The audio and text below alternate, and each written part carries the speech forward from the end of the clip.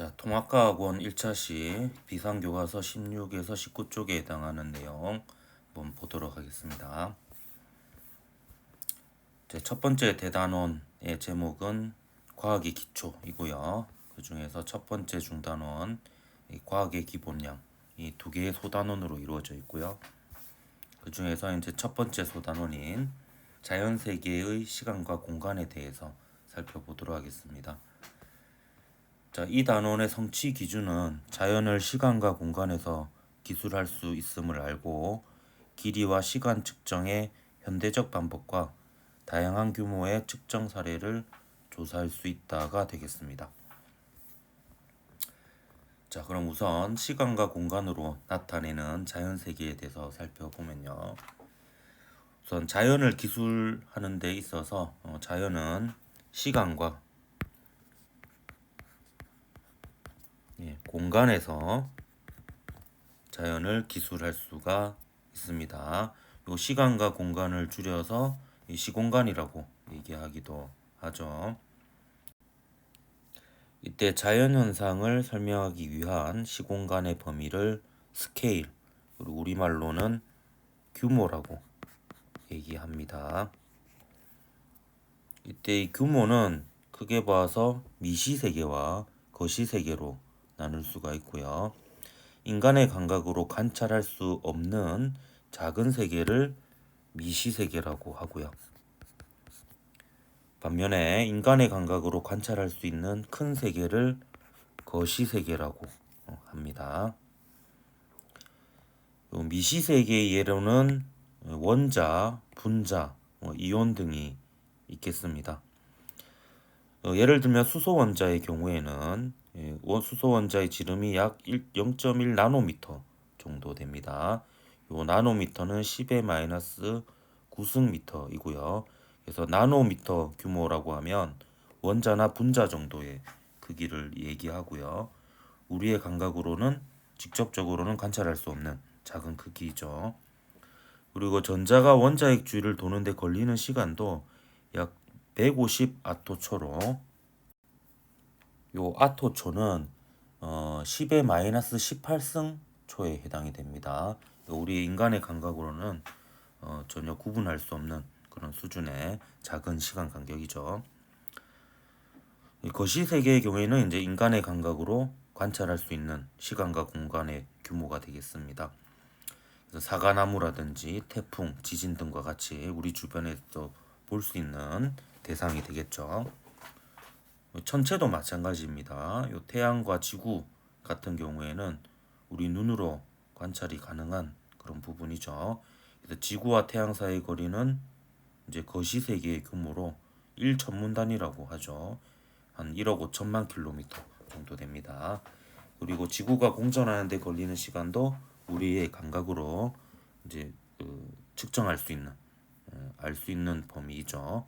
365일에 해당이 되겠습니다. 자, 이 외에도 우리 교과서에 있는 교과서 19쪽입니다. 여기 시간 규모하고 공간 규모에 대해서 한번 살펴보도록 하죠.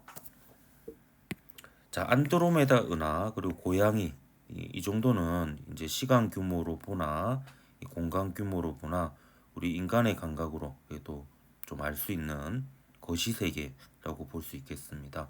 반면에 이제 적혈구라든지 세슘원자 같은 경우에는 시간과 공간이 이제 인간의 감각으로 측정하기 힘든, 물론 적혈구의 수명은 또 인간의 감각으로 표현할 수 있지만 보통 거시세계와 미시세계라고 하는 것은 크기 규모, 공간 규모를 얘기할 때가 좀 많이 있습니다. 자, 안드로메다 은하 같은 경우에는 나이는 100억 년이고요. 반면에 우주의 나이는 한 138억 년 정도 되죠. 그리고 지름은 62킬로파섹인데 이게 그 광년으로 따지면 20만 광년, 그러니까 빛의 속도로 20만 년 정도 가야 되는 그 거리가 안드로메다 은하의 지름이라고 합니다. 그 고양이 같은 경우에는 평균 수명이 15년, 몸의 길이가 0.6m, 우리가 감각으로 또 가늠이 좀 가는 그런 규모이죠. 근데 반면에 적혈구 같은 경우에는 수명은 우리가 인간의 감각으로 알 수 있는 수준 121인데요. 근데 지름은 7 곱하기 10의 마이너스 6승. 이건 이제 마이크로미터 단위입니다. 마이크로미터 정도면은 이제 100만 분의 1미터니까 맨눈으로 우리가 구분할 수 있는 정도의 수준은 아니죠. 그렇기 때문에 요 우리 눈에 보이지 않는 범위라고 볼 수 있으니까 그러한 범위는 요 미시세계라고 볼 수가 있겠습니다. 세슘 원자 같은 경우에는 이제 피코미터 같은 경우에는 10의 마이너스 12승 미터 정도 됩니다. 그러니까 나노미터보다도 또 1000분의 1만큼 더 작은 규모이죠. 그래서 이제 원자 같은 경우에는 피코미터 혹은 이제 나노미터 수준으로 우리가 인간의 감각으로서는 측정하기 힘든 미시세계가 되겠습니다. 시간도 보면요, 이게 뭐 저도 읽기가 힘드네요. 그래서 굉장히 큰 숫자분의 1초가 되죠. 그래서 우리의 감각으로는 구분이 되지 않는 미시세계의 규모다, 이렇게 볼 수가 있겠습니다.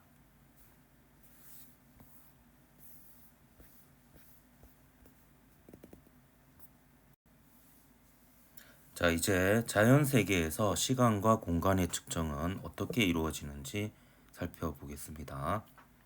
자, 과학에서 측정이라고 하면 그 과학 기술의 발전으로 인해서 시간과 길이를 점차 정밀하게 측정 가능하게 되었고요. 이 시간과 길이를 정밀하게 측정하는 것이 이 과학의 가장 기초가 되기도 합니다. 그래서 역사적으로 보면 이제 시간의 흐름에 따라 보면 이 시간과 공간의 측정 방법이 점점 정밀해지는 것을 볼 수 있는데요. 요거는 이제 조선시대 해시계죠. 앙부일구라고 불리는 해시계고요.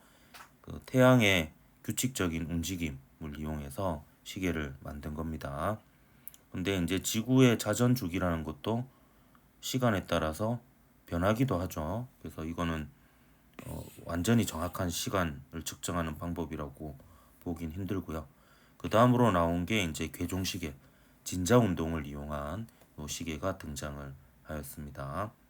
근데 이것도 마찬가지입니다. 이제 지구의 중력 가속도가 위치에 따라 또 다르기도 하고 그렇기 때문에 아주 정밀한 시간을 측정하기에는 또 한계가 있는 그런 방식이고요.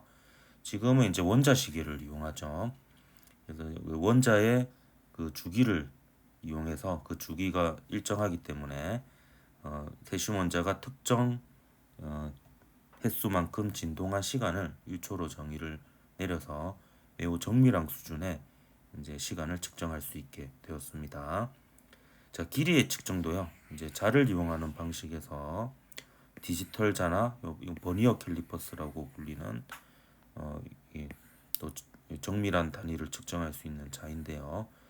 여기에서 이제 레이저를 이용해서 길이를 측정하는 방식으로 점차 정밀하고 그리고 편리한 방법으로 이제 길이를 측정할 수 있게 과학 기술의 발달과 함께 시간과 공간의 측정 방법도 발달해 왔다, 이렇게 볼 수가 있겠습니다.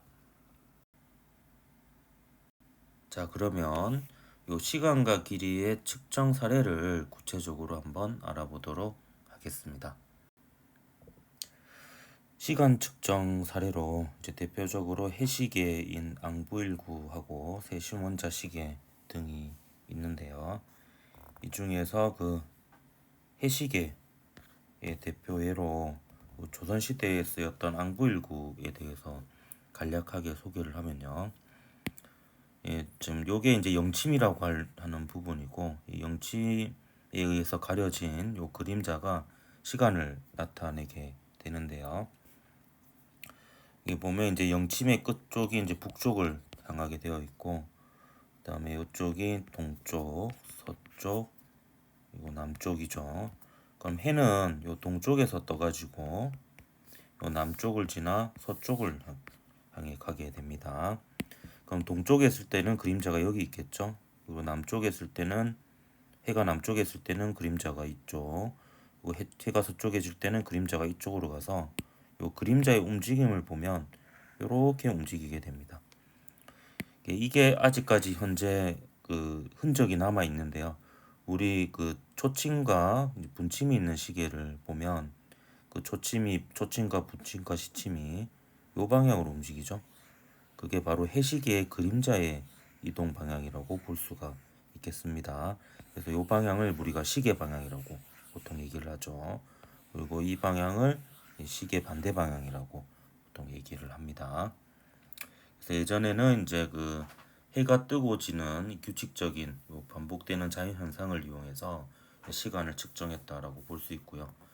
근데 지구의 자전 주기라는 게 앞서도 얘기했지만 일정하지 않고 계속 변화하기 때문에 요 해를 이용한 요 시계는 정확도에 있어서 좀 한계가 있습니다. 그래서 지금은 이제 진자를 이용한 시계를 넘어서서 세슘 원자의 진동 주기를 이용해서 정밀한 이제 원자 시계를 이용해서 그 측정을 좀 더 정밀하게 해서 이제 과학에서 연구할 때 사용하고 있습니다.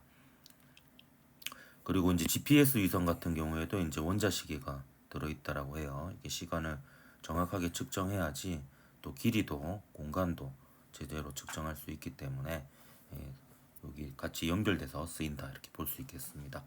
그리고 공간 측정 사례의 대표적인 예로 유명한 측정 예죠.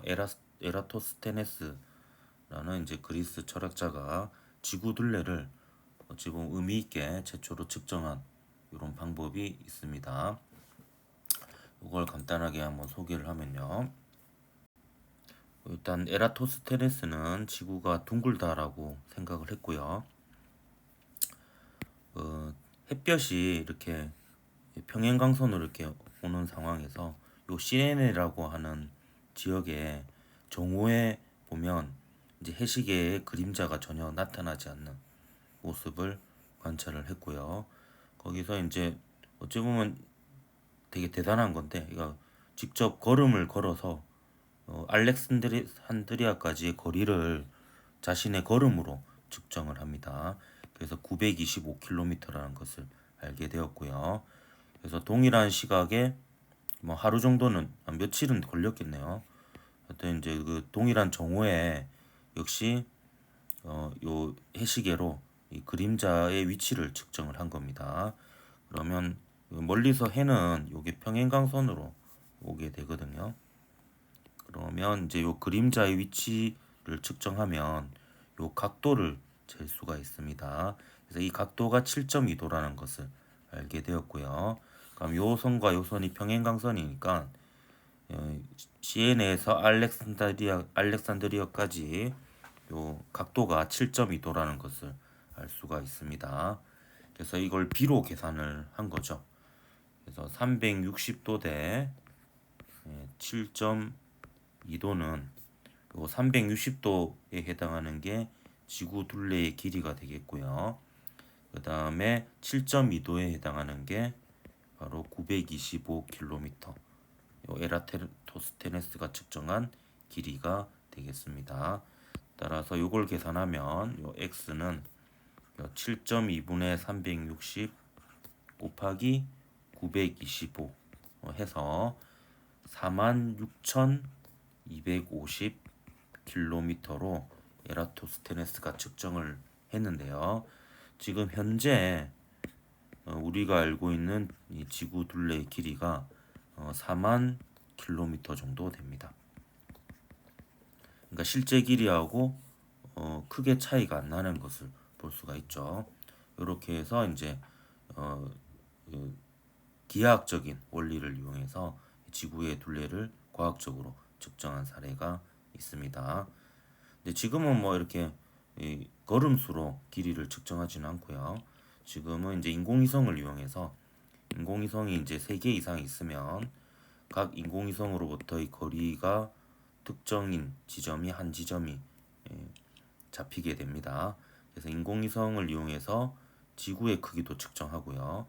지구가 자전하는 데 걸리는 시간, 그리고 GPS 위성에서 이제 그 핸드폰이나 혹은 자동차의 위치 같은 것을 측정할 수가 있죠.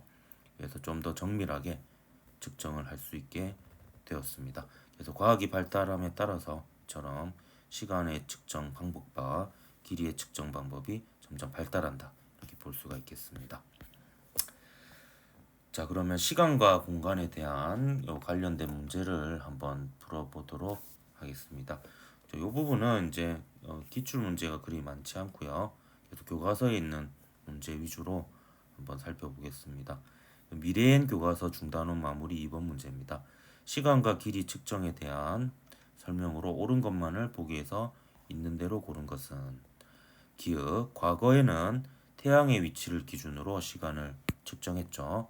그래서 그 그림자의 위치를 이용해서 해시계를 이제 만들어서 사용을 하였습니다. 세슈먼자 시계를 이용하면 시간을 더 정밀하게 측정을 할 수 있죠. 그리고 레이저로 빛을 쏘아 빛이 왕복한 시간을 이용하여 길이를 정확하게 측정할 수 있습니다. 지금 현대에 이제 우리가 길이를 측정하는 방식이죠. 그래서 기역, 니은, 디귿 모두 맞아서 5번이 답이었던 문제였습니다. 자, 요거는 이제 그 2018년 6월에 치러졌던 고등학교 2학년 학력평가 2번 문제인데요. 그림은 우리나라 어느 지역의 지도이다. 점 A, B는 같은 경도상에 있는 두 지점을 나타낸 것이다. 지구 반지름을 알기 위해 반드시 측정해야 하는 것을 보기에서 있는 대로 고른 것은, 자, 요거는 바로 요 그 에라토스테네스가 지구 둘레를 측정했던 방식과 같다라고 볼 수가 있습니다. 여기도 보면 이제 알렉산드리아하고 시에네가 같은 경도에 있는 두 지점이라고 볼 수 있고요. 요 7.2도라고 하는 것은 결국 시에네와 알렉산드리아의 위도 차이다 이렇게 볼 수가 있겠습니다. 그럼 이 위도 차이하고 요 알렉산드리아하고 시에네 사이 거리를 알면 지구 둘레를 측정할 수가 있었죠. 계산할 수 있었죠. 그래서 마찬가지로 이것도 마찬가지죠. 그럼 A, B 사이의 거리하고 A와 B의 그 위도를 알면 요 에라토스테네스가 계산했던 방식과 동일한 방식으로 지구 둘레를 계산할 수가 있습니다. 따라서 A, B 지점 사이의 거리와 A, B 지점의 위도를 알면 알 수가 있죠. 경도는 그냥 같다는 것만 알면 되니까 요거는 해당이 되지 않겠습니다. 그래서 기역, 니은에서 3번이 답이었던 문제였습니다.